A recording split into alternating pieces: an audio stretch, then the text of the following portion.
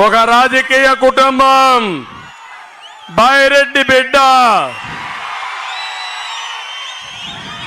నంద్యాల బిడ్డ, ఒక డాక్టర్ చేసింది.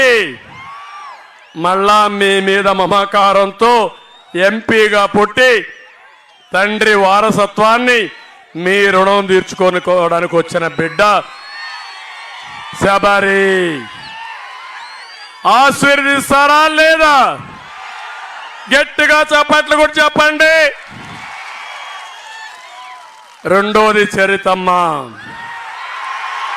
ఇక్కడే ఉంటుంది. కష్టం వస్తే పలుకుతుంది, ఇబ్బంది వస్తే ఊకొడుతుంది, అడ్డం వస్తే ఎదురు తిరుగుతుంది. మనిషి మెత్తగా ఉంటుంది కానీ పనుల్లో మాత్రం చాలా దిట్ట. ఈ ఇద్దరు కూడా మహిళలే. చెప్తున్నా, ఇక్కడే ఇల్లు కట్టుకున్నాడు కబ్జాలో. కబ్జా కోరు జాగ్రత్త. మా శబరి, చరితమ్మ, దుర్గా దేవుల మారిగా పోరాడతారు. భూబకాసురుని తుదముట్టిస్తారు. చెయ్యాలనా లేదా తమ్ముళ్ళు అని అడుగుతున్నా. మన దాంట్లో మీరు చూస్తే రెండోది యువత. పిల్లలు ఉద్యోగాలు కావాలనా? జాబు రావాలంటే అమరావతిని కట్టి చెప్పి అరెస్ట్ చేసిన తర్వాత మిమ్మల్ని ఎందుకు అందుకే నేను ఒకటే చెప్తున్నా మీకు, మెగా డిఎస్సి పెడతా, తొలి సంతకం చేస్తా,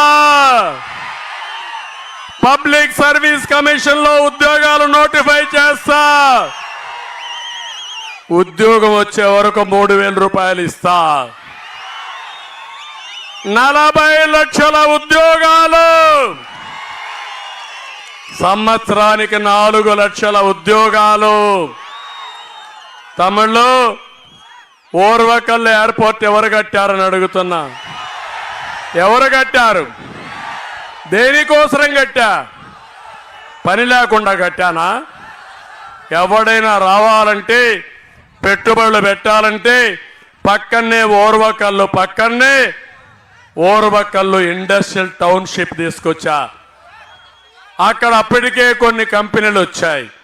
30,000 ఎకరాల భూమిలో హైదరాబాద్కి ఒక సెటిలైట్ హబ్గా తయారు చేసి హైదరాబాద్లో ఉండే పిల్లల ఉద్యోగాలకి నా ఓర్వకల్లుకు రావాలని కలలు కన్నా. ఇప్పుడు పెట్టుబడులు వచ్చాయా? పారిపోయినాయా లేదా? వస్తాయని నమ్మకం ఉందా మీకు? అమర్ రాజా బ్యాటరీస్ పారిపోయిందా లేదా తిరుపతి నుంచి? నేను వస్తే కియా మోటార్స్ పరిగెత్తా వచ్చిందా లేదా? అది నా బ్రాండు.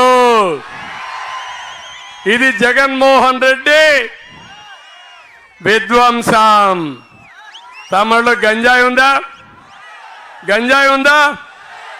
గంజాయి కావాలన్నా మనకు? గంజాయి కావాలన్నా మీకు? జాబు కావాలన్నా? గంజాయి కావాలన్నా? గంజాయి వద్దు, జాబు వద్దు. అవునా కాదా? అదే నేను తీసుకొస్తా. ఓర్వకల్లో మళ్ళా ఉద్యోగాలు వస్తాయి. ఒకటే తమిళ్లో నాది విజన్, జగన్ది పాయిజన్. నేను ఆలోచించాను, ఓర్వకల్లో బ్రహ్మాండమైన ఎయిర్పోర్టు, ఓర్వకల్లు పక్కనే ఇండస్ట్రియల్ టౌన్షిప్, దానికి ఆనుకొని నేషనల్ హైవే, అక్కడనే కరెంటు ఉత్పత్తి, సోలార్తో అప్పట్లో ఏషియాలో బిగ్గెస్ట్ పవర్ మ్యానుఫ్యాక్చరింగ్.